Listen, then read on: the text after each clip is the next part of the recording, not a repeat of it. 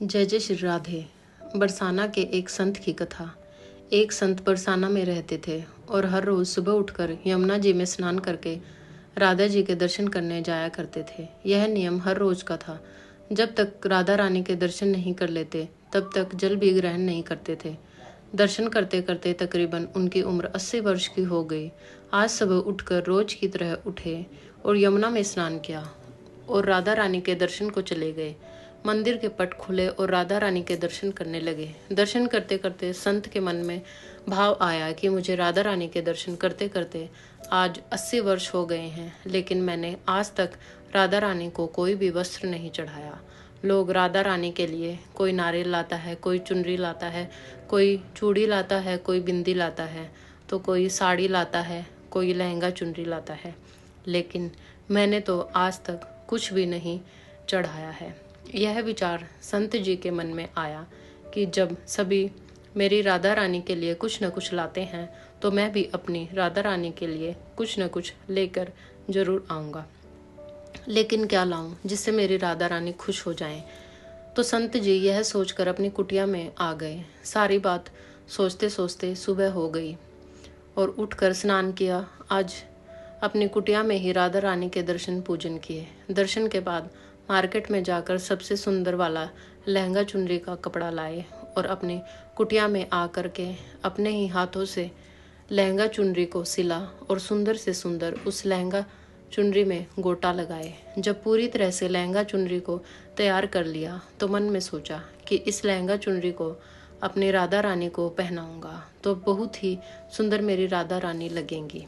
यह सोच करके आज संत जी उस लहंगा चुनरी को लेकर राधा रानी के दर्शन को चले। मंदिर की सीढ़ियाँ चढ़ने लगे और अपने मन में सोच रहे थे कि आज मेरे हाथों के बनाए हुए लहंगा चुनरी राधा रानी को पहनाऊंगा तो मेरी लाडली खूब सुंदर लगेगी। यह सोचकर जा रहे थे। इतने में से एक बरसाना की लड़की लाली आई और बाबा से कहती है, बाबा आज बहुत ही खुश हो, क्या बात है बाबा बताओ ना। तो बाबा ने कहा, लाली आज मैं बहुत खुश हूँ। आज मैं अपनी हाथों से राधा रानी के लिए लहंगा चुनरी बनाया है। इस लहंगा चुनरी को राधा रानी जी को पहनाऊंगा और मेरी राधा रानी बहुत सुंदर दिखेंगी। उस लाली ने कहा, बाबा मुझे भी दिखाओ ना अपना लहंगा चुनरी कैसे बनाई है। लहंगा चुनरी को देखकर वो लड़की बोली, अरे बाबा राधा रानी के पास तो बहुत सारी पोशाक है, तो ये मुझे दे दो ना। तो महात्मा जी की बोले, बेटी तुमको मैं दूसरी बाजार से दिलवा दूंगा, ये तो मैं अपने हाथ से बनाकर राधा रानी के लिए लेकर जा रहा हूँ, तुमको मैं दूसरी दिलवा दूंगा।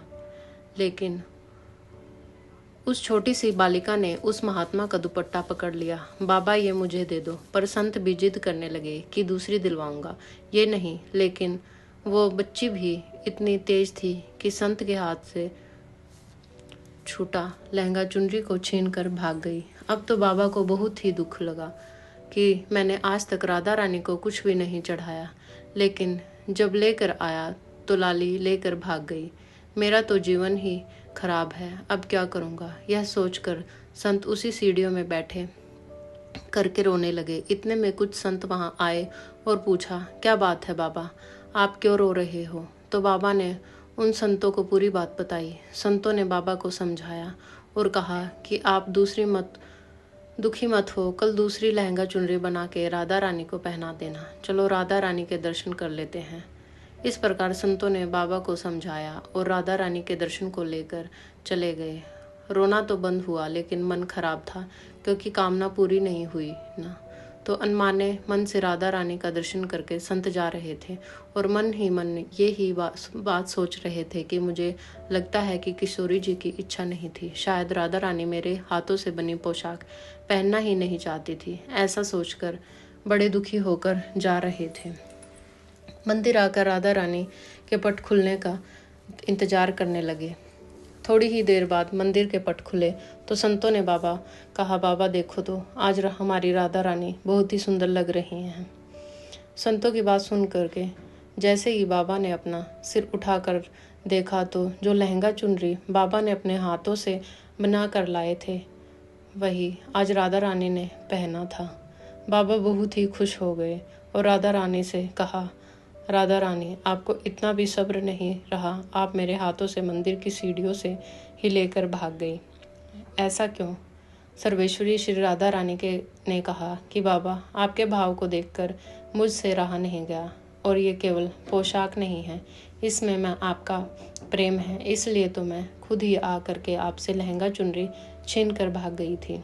इतना सुन करके बाबा भाव विभोर हो गए और बाबा ने उसी समय किशोरी जी का धन्यवाद किया।